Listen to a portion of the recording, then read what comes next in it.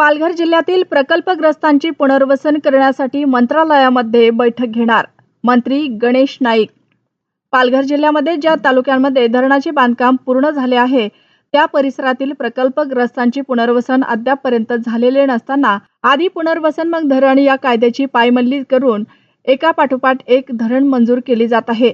या धरणांचे बांधकाम सुरू करण्यापूर्वी प्रकल्पग्रस्तांचे आधी पुनर्वसन करा या मागणीसाठी शिवक्रांती संघटनेचे अध्यक्ष शरद पाटील यांनी पालघर जिल्ह्याचे पालकमंत्री गणेश नाईक यांना आज दिनांक 12 जून 2026 रोजी निवेदन दिले। या निवेदनाची तात्काळ दखल घेऊन पालघर जिल्ह्यातील एकही प्रकल्पग्रस्त पुनर्वसनाशिवाय राहता कामा नये त्यासाठी मंत्रालयामध्ये सर्व अधिकारी व लोकप्रतिनिधी यांची संयुक्त बैठक आयोजित करावी व हा प्रश्न निकाली काढावा असे आदेश मंत्री गणेश नाईक यांनी वरिष्ठ अधिकाऱ्यांना दिले।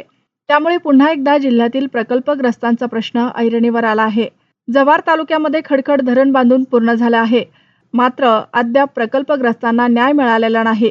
विक्रमगड तालुक्यातील देहरजे धरण 70% बांधून पूर्ण झाले आहे, मात्र अद्याप पुनर्वसनाचा प्रश्न प्रलंबित आहे। एकाही प्रकल्पग्रस्ताचे पुनर्वसन झालेले नाही। असे असताना वाडा तालुक्यातील ओगदा येथे गारगाई धरणाचे काम सुरू करण्याचा घाट घातला जात आहे।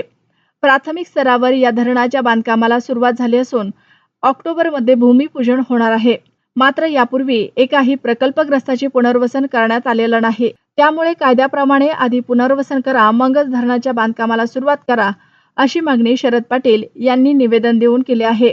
पालकमंत्री गणेश नाईक हे प्रकल्पग्रस्तांच्या मागण्यांसंदर्भात सकारात्मक असून लवकरच मंत्रालयामध्ये बैठक घेऊन या प्रश्नावर तोडगा निघेल अशी माहिती शरद पाटील यांनी दिली।